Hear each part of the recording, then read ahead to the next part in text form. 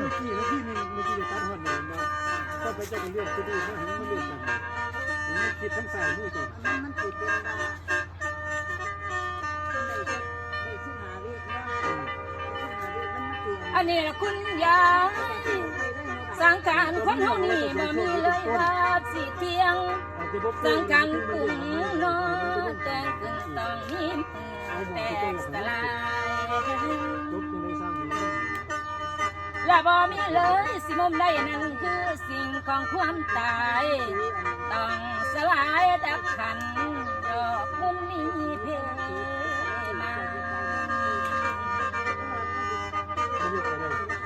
มนุษย์เฮาเกิดมากินมาสร้างเนื้อน้องเป็นทั้งผู้โอดโลกบ่ได้เตียงมันดอกคือดังนิพพาน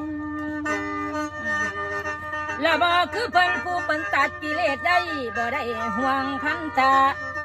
ตั้งแต่องค์สมมาเพิ่นยังไรเวียงวังบ่ห่วงหยังดอกทั้งสิ้นเขาองค์ไรวังกว้างกะบินทองบ่ของเกี่ยววังนิพพานแนวเดียวลาบจะตัดขาดสิ้นบ่ยอม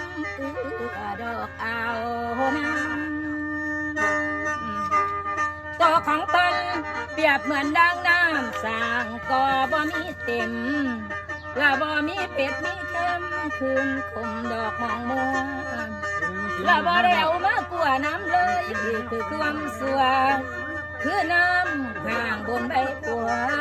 เพิ่นบ่ให้เกือบกว่ามันเทียนสาวดอกเก่ามอง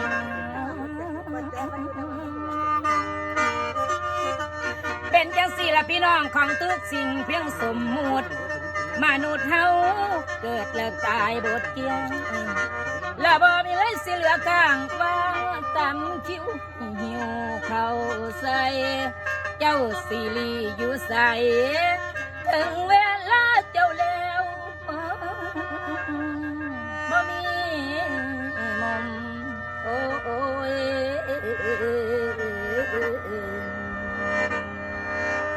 สื่อว่าคน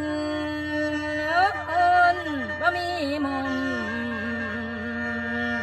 สื่อว่าตายนอคุณยายโอ้ยนอโอ้ยลานา